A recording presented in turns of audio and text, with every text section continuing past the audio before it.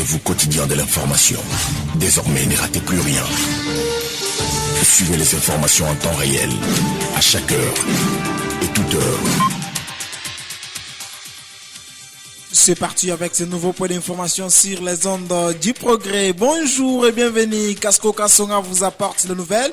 Dieudonné Tanda et Jean-Paul Kanko sur les manettes. Voici pour commencer les titres. Les ondes du progrès. Crise sécuritaire dans la partie est de la RDC. Le député national Grégoire Banza appelle à l'intégration des jeunes du Kasaï dans les rangs des forces armées de la RDC pour la défense de la patrie. Cet élu du territoire de Chikapa et de l'île de Pest du Sekedi accuse l'ancien président Joseph Kabila et les PPRD de financer les terroristes du M23 et AFC de Corneille Nangaa qui appuient l'armée rwandaise dans ses opérations. Les ondes du progrès. Commémoration de la journée internationale des droits de la femme samedi 8 mars à Chikapa. La ministre provinciale d'Ijar, Alphonsine Boundou, salue l'engagement des femmes du Kasaï qui se sont mobilisées pour compatir avec les femmes victimes de violences et tueries dans l'est de la RDC. Satisfaite de cette unité des femmes, Alphonsine Boundou annonce l'arrivée imminente de la première ministre Judith Suminwa à Chikapa. Les ondes du progrès. Enterrement, c'est mardi 11 mars des personnes décédées lors de l'accident survenu la semaine dernière sur la route nationale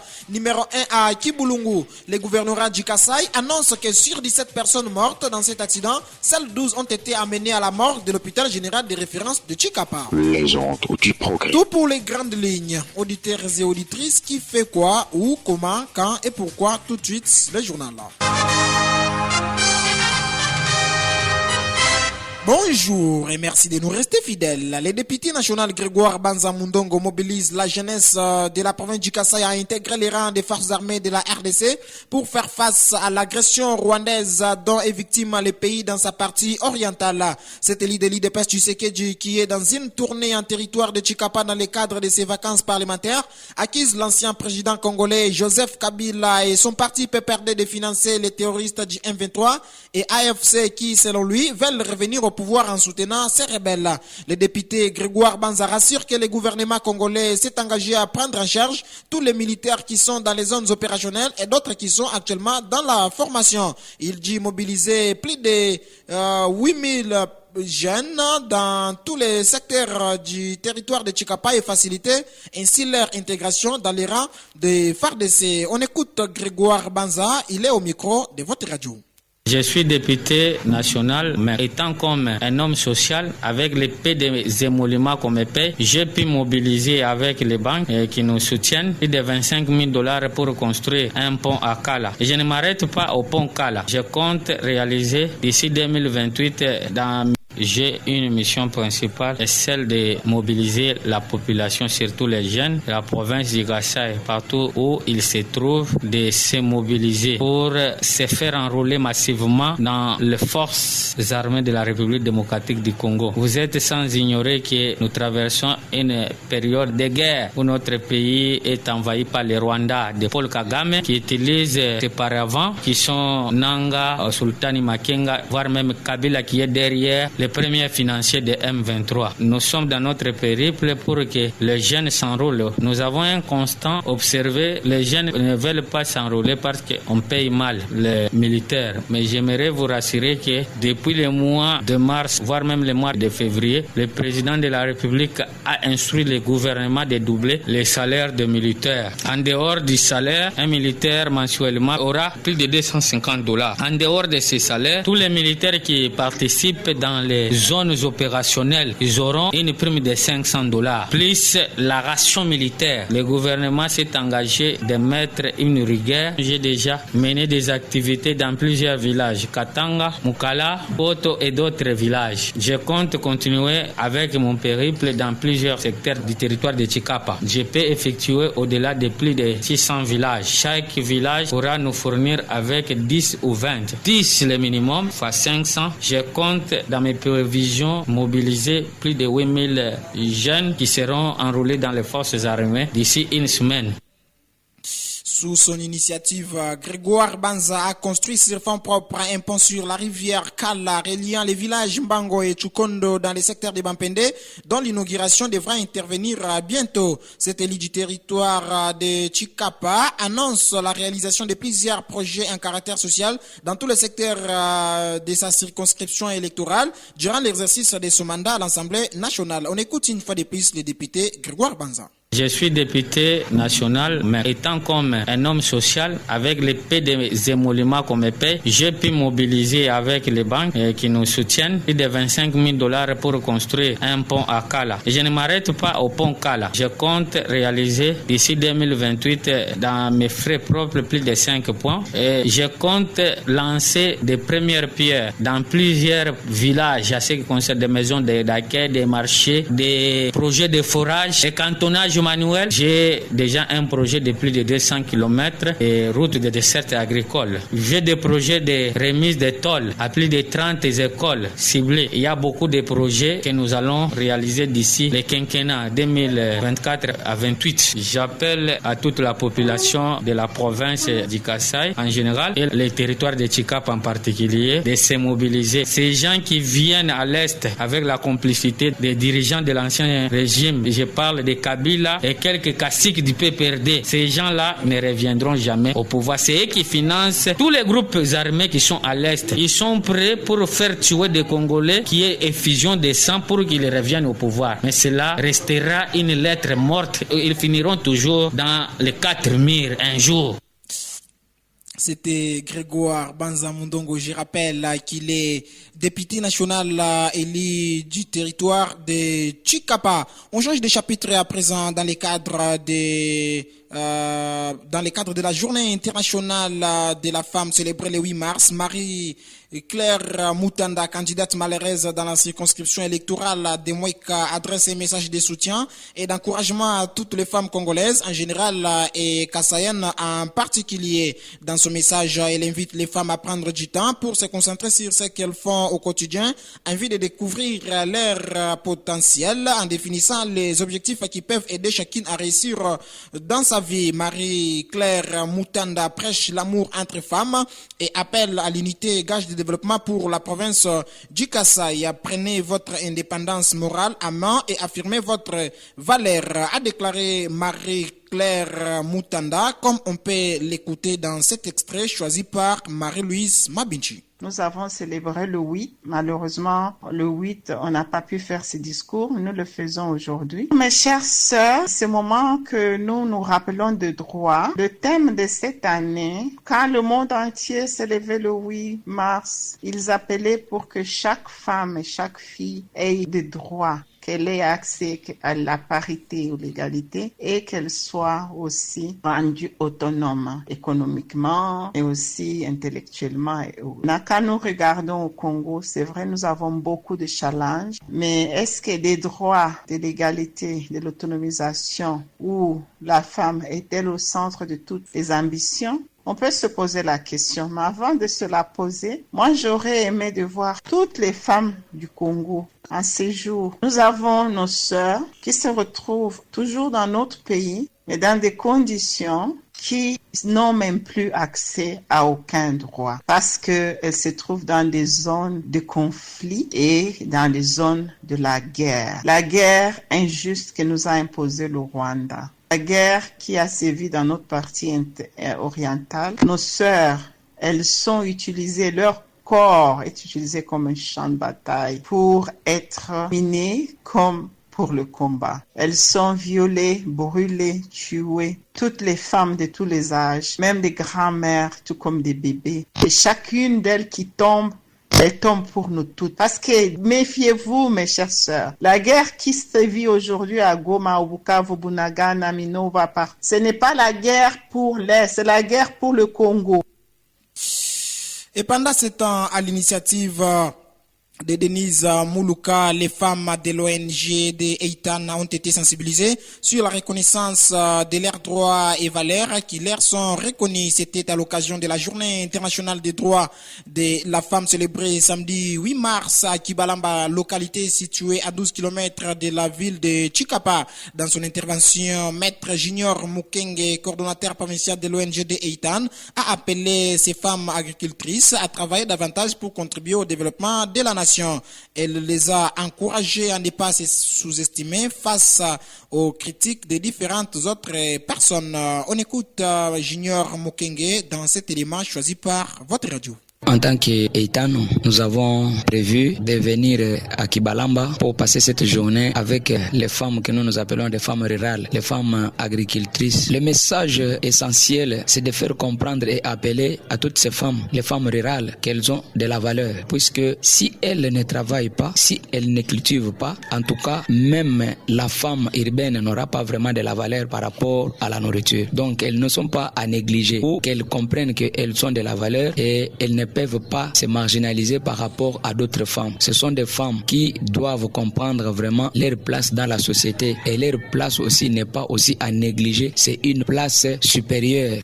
Célébration de la Journée internationale des droits de la femme samedi 8 mars dans la province du Kasaï.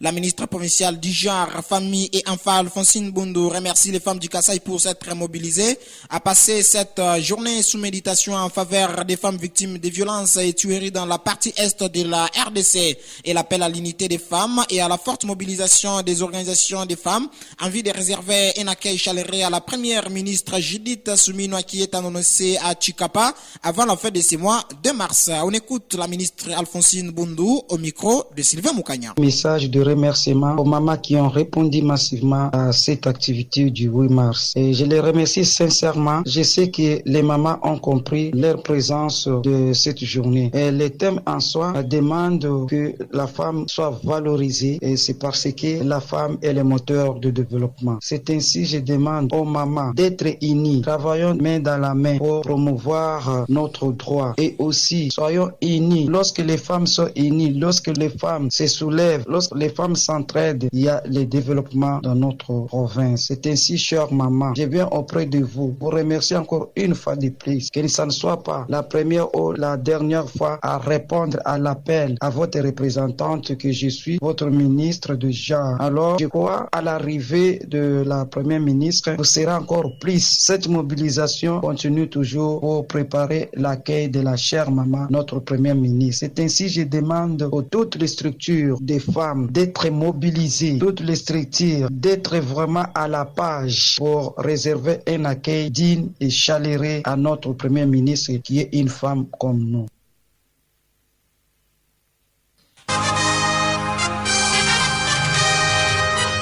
L'actualité dans la foulée, toutes les personnes mortes dans un accident à Kibulungu seront enterrées ce mardi 11 mars par le gouvernement provincial du Kasaï. La confirmation est contenue dans un communiqué de la cellule de communication du gouvernorat de la province.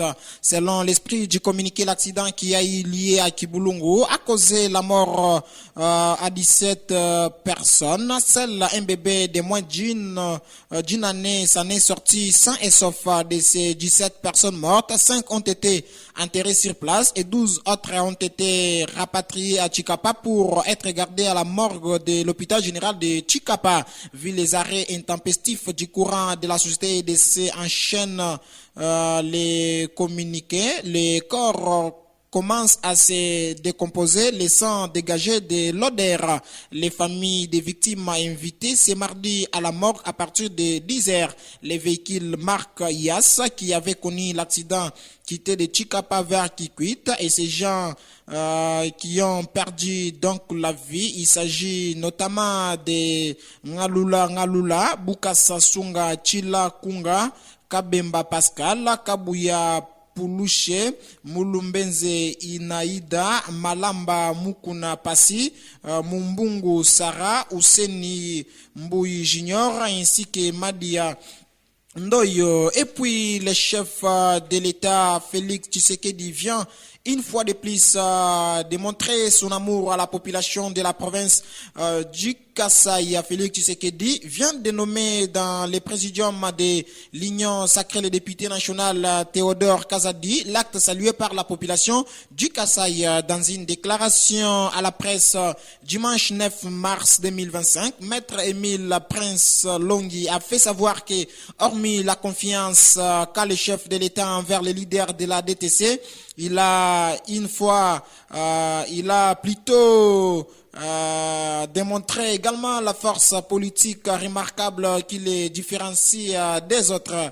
Émile Prince Longhi, président fédéral de la DTC Kasaï, invite les autres politiciens d'accompagner Théo Kazadi, qui devient le mot de passe de tous les Kasaïens pour accéder à la présidence de Félix Tshisekedi pour la concrétisation de la transformation du pays. On écoute Émile Prince Longhi, il est au micro de Bernard Onakana.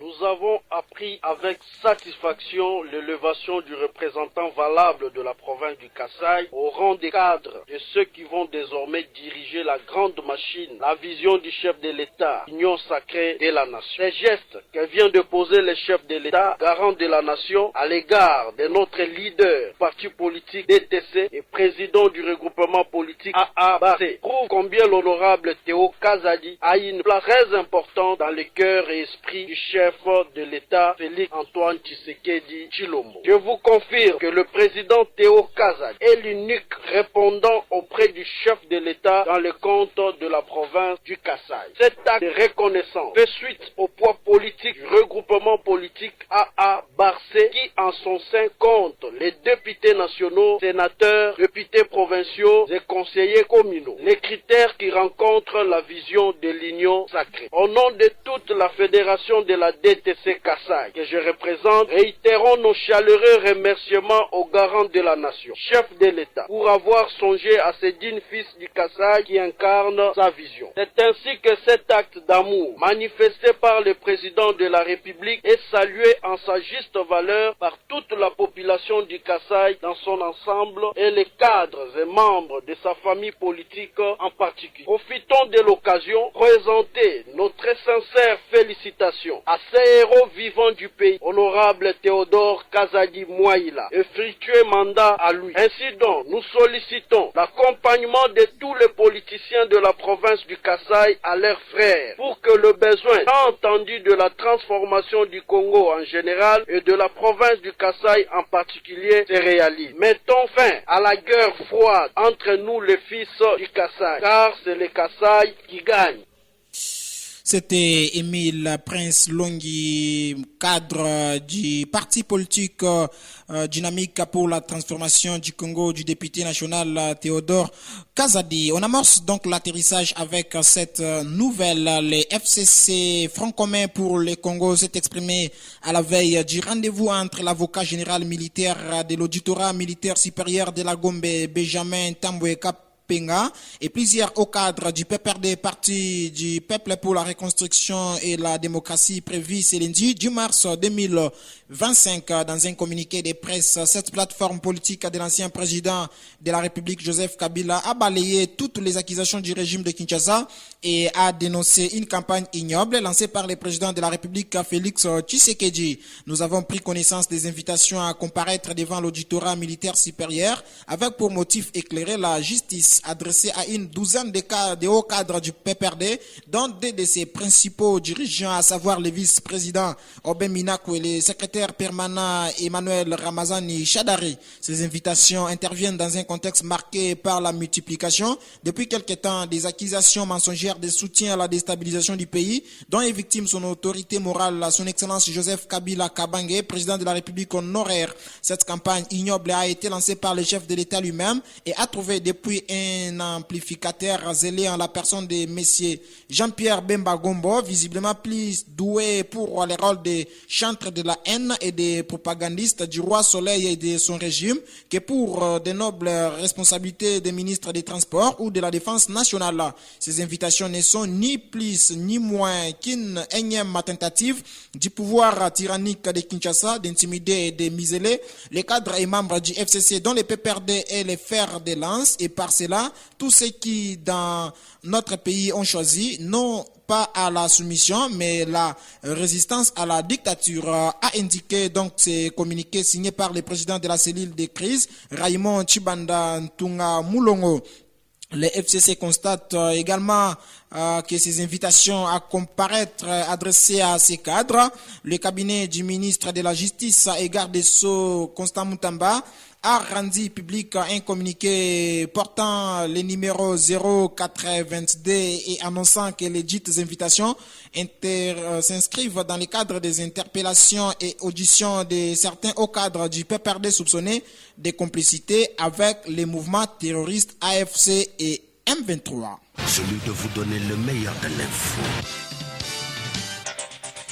Et c'est cela qui marque la fin de cette édition du journal sur les antennes de la radio, les ondes du progrès. Si vous l'avez en tout cas aimé, dites merci comme nous à Mac-Laurin Chimangamboui qui a été à sa coordination. Merci à Bernard Ronakana, Marie-Louise Mabinchi ainsi qu'à Sylvain Moukania qui ont concouru à sa rédaction. Merci également à notre équipe chargée de la mise en ligne de notre page Facebook, la radio Les Ondes du Progrès. Kasko Kassonga jeté à sa présentation pendant que Dieudonné Tanda et Jean-Paul Kankouana assuraient la mise en onde. Vous nous avez pris en cours de diffusion. Au cours de cette édition, nous avons dit Les Ondes du Progrès. Crise sécuritaire dans la partie est de la RDC. Le député national Grégoire Banza appelle à l'intégration des jeunes du Kasaï dans les rangs des FARDC pour la défense de la patrie. Cet élu du territoire de Chikapa et de l'IDPS Tshisekedi accueillent l'ancien président Joseph Kabila et les PPRD de financer les terroristes du M23 et AFC de Corneille Nangaa qui appuient l'armée rwandaise dans ses opérations. Les Ondes du Progrès. Commémoration de la journée internationale des droits de la femme samedi 8 mars à Chikapa.